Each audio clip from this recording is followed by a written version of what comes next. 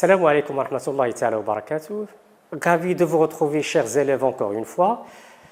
J'espère que vous portez bien et je vous propose, dans le cadre de la préparation à l'examen national, de corriger un exercice portant sur la biométrie ou l'étude quantitative de la variation. Ce cours qui constitue le premier chapitre de la deuxième unité pour le niveau de deuxième année de baccalauréat, sciences mathématiques, option sciences mathématiques A. Quels sont les objectifs? On va se rappeler, c'est déterminer les caractéristiques de la variation continue et de la variation discontinue des caractères héréditaires à partir de l'étude des exemples, représenter graphiquement la variation continue et la variation discontinue, calculer les paramètres de position et les paramètres de dispersion et déduire ces significations statistiques pour une distribution donnée, déterminer les critères qui caractérisent une espèce et construire la notion d'espèce.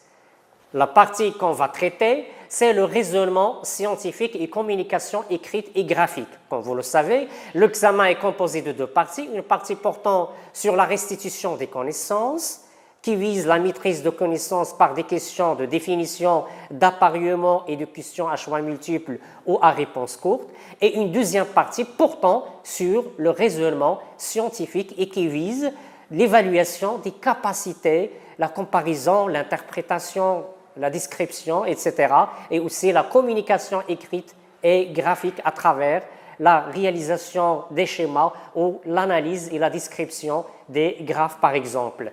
Donc, je vous propose l'exercice, la troisième partie de l'exercice 2 de l'examen national 2018, la session normale. La première des choses, on commence par la lecture. Donc, il faut bien lire attentivement l'énoncé en se focalisant sur les documents donnés et aussi sur les questions et la consigne. Il faut bien les comprendre. Donc, on va commencer par étudier la distribution de la longueur totale du corps du poisson blanc corrigone. On propose ce qui suit. Donc, notez bien, l'objectif, il est cité ici de cet exercice. C'est pour étudier la distribution de la longueur totale du corps du poisson blanc corrigone. Le caractère héréditaire étudié, la longueur totale du corps.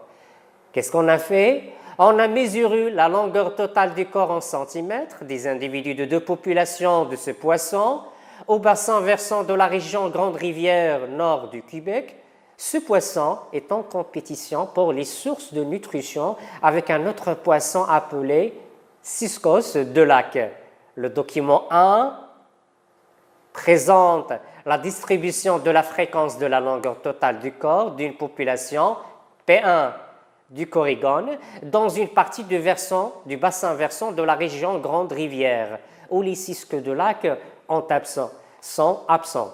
Le document 2 présente l'histogramme et le polygone de fréquence de la distribution de la longueur totale du corps d'une population P2 du poisson blanc corrigone dans une autre partie de ce bassin versant où les cisques de lac sont abondants.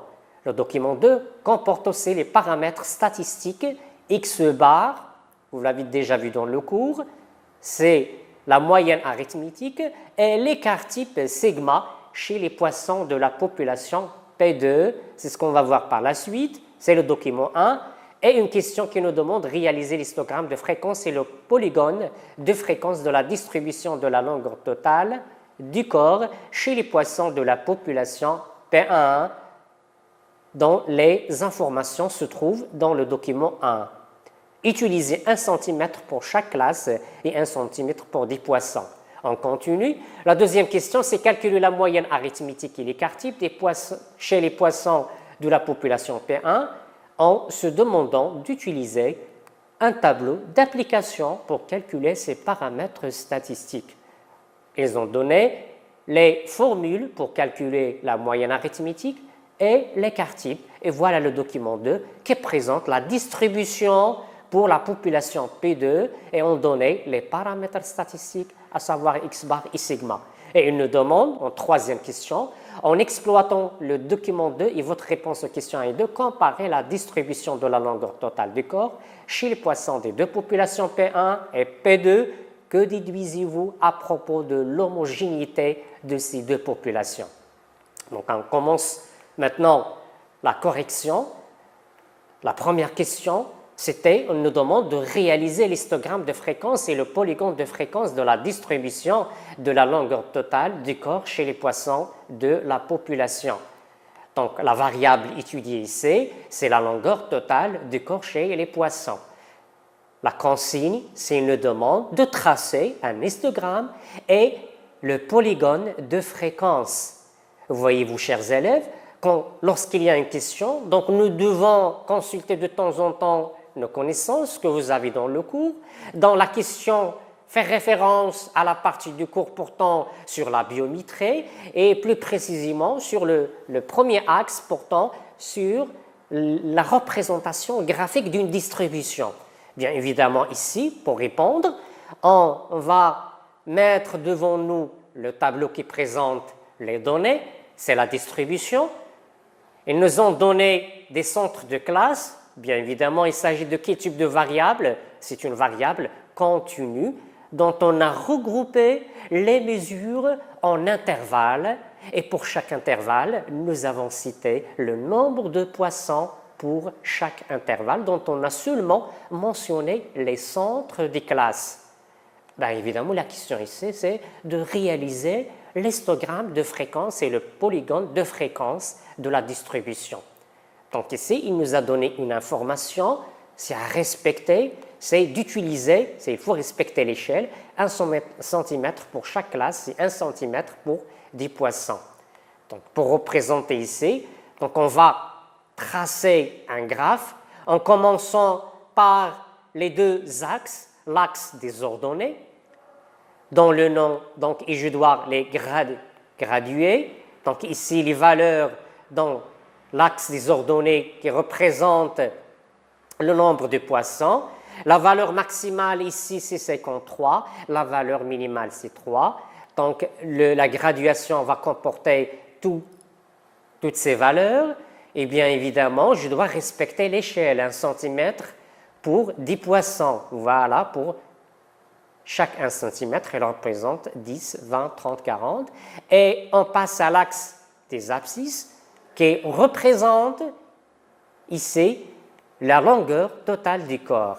Et voilà, je dois ici, c'est 10 poissons pour chaque 1 cm. Et puis je passe, donc j'ai cité seulement ici les valeurs trouvées. Donc normalement ici, on met en tiré parce qu'on n'a pas respecté l'échelle, mais évidemment, il faut commencer pour chaque 1 cm qui représente 10. Donc on met ici en tiré l'axe, puis on trace les rectangles dont la largeur il est constante et la longueur elle est proportionnelle au nombre de poissons à l'effectivité. Donc pour la première modalité, donc la première valeur ici 31, on a 3.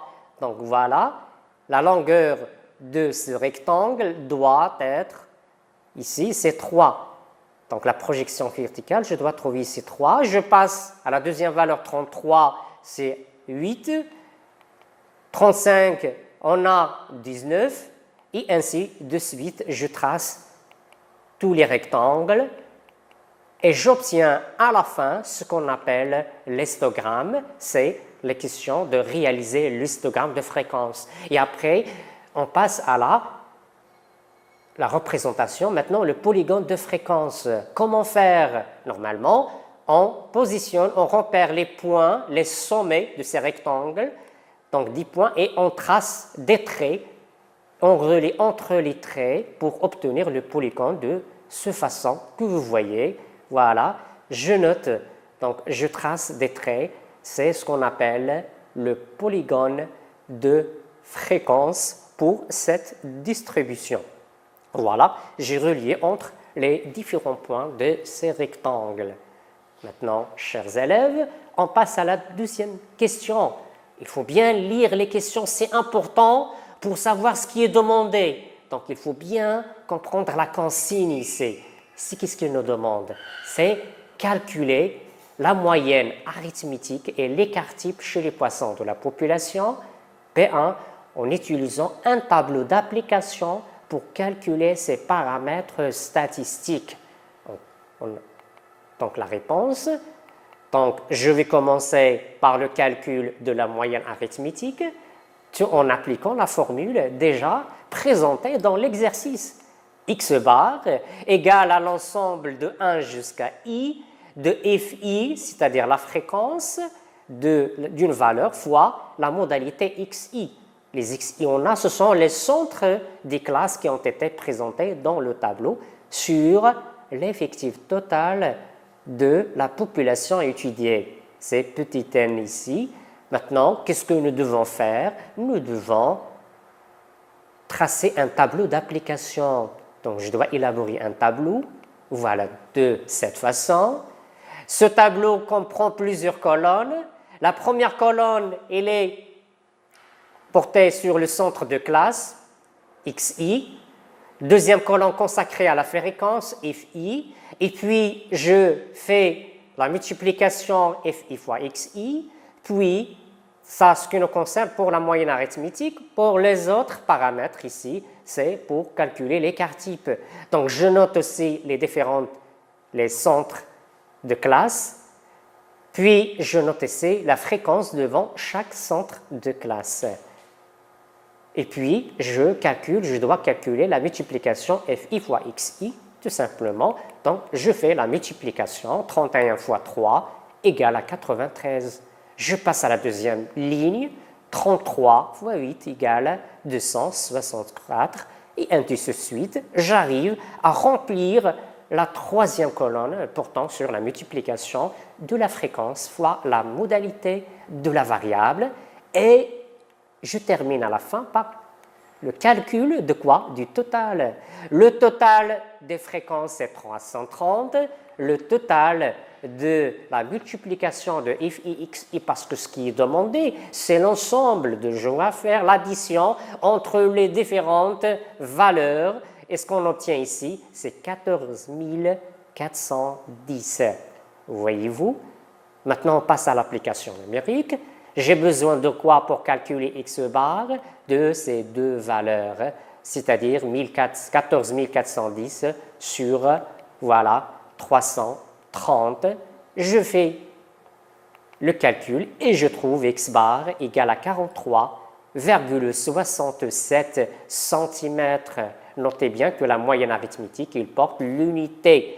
Donc, c'est une moyenne, c'est une valeur qui donne le centre de cette distribution. Et voilà, j'encadre le résultat concernant la moyenne arithmétique. Ça concernant le premier paramètre. Il nous reste quoi? Il nous reste le calcul de l'écart type.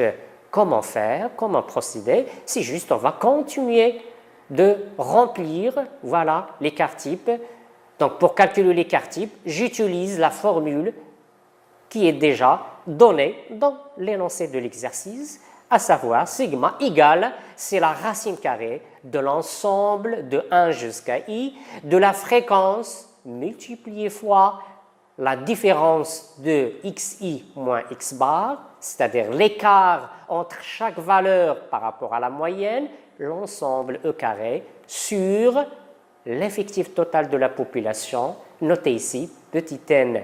Et donc, j'ai besoin de quoi? C'est de consulter le tableau.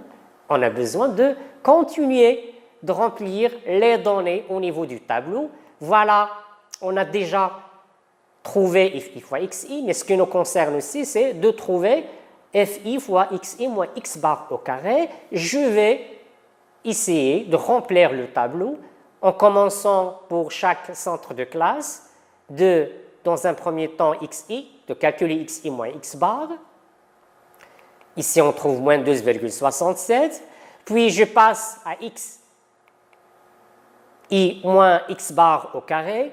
Voyez-vous, ici, on trouve 160,653. Et puis, je passe à la fréquence fois la différence xi moins x bar au carré. Ici, je trouve 481,59 et je continue de cette façon jusqu'à l'obtention de petites valeurs et je note le total de la fréquence fois la moyenne moins x bar au carré. Notez, il faut faire attention avec les calculs, chers élèves.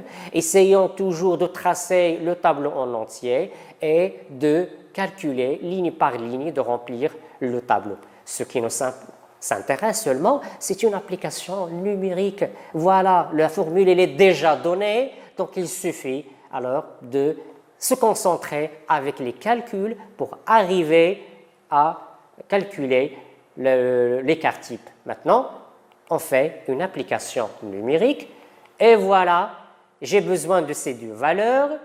La valeur de l'ensemble i fois xi moins x bar, l'ensemble au carré, sur n qui est l'effective, parce que ce sont des fréquences relatives pour chaque classe. On s'intéresse à l'ensemble de la population, c'est 330, et on écrit sigma égale à la racine carrée de 9981,67 sur 330.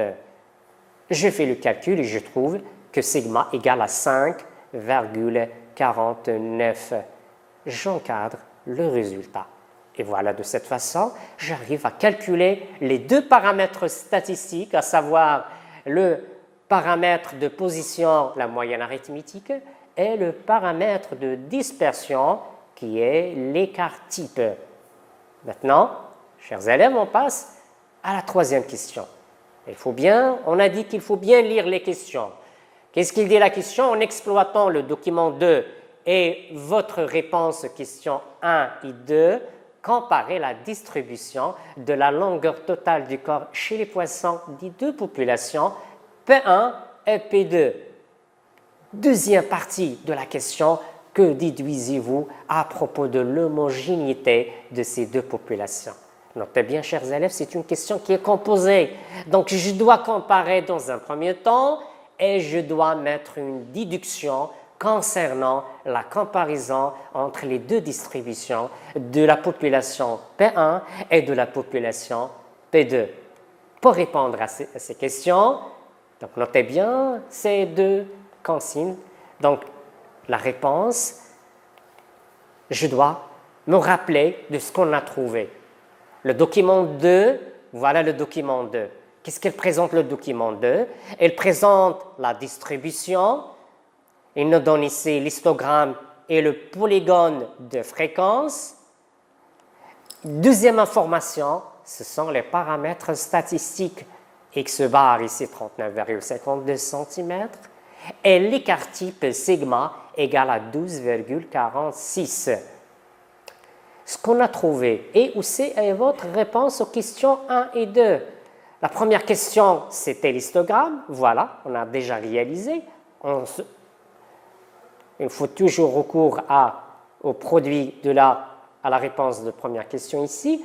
Et on note ici les paramètres statistiques. X bar, on a trouvé égal à 43,67 cm. Et on a trouvé que sigma, l'écart type, égal à 5,49. Voilà, je mets devant mes yeux ce qui est demandé, ce que je dois exploiter. Et maintenant, je vais répondre à la question. Qu'est-ce qu'elle nous demande?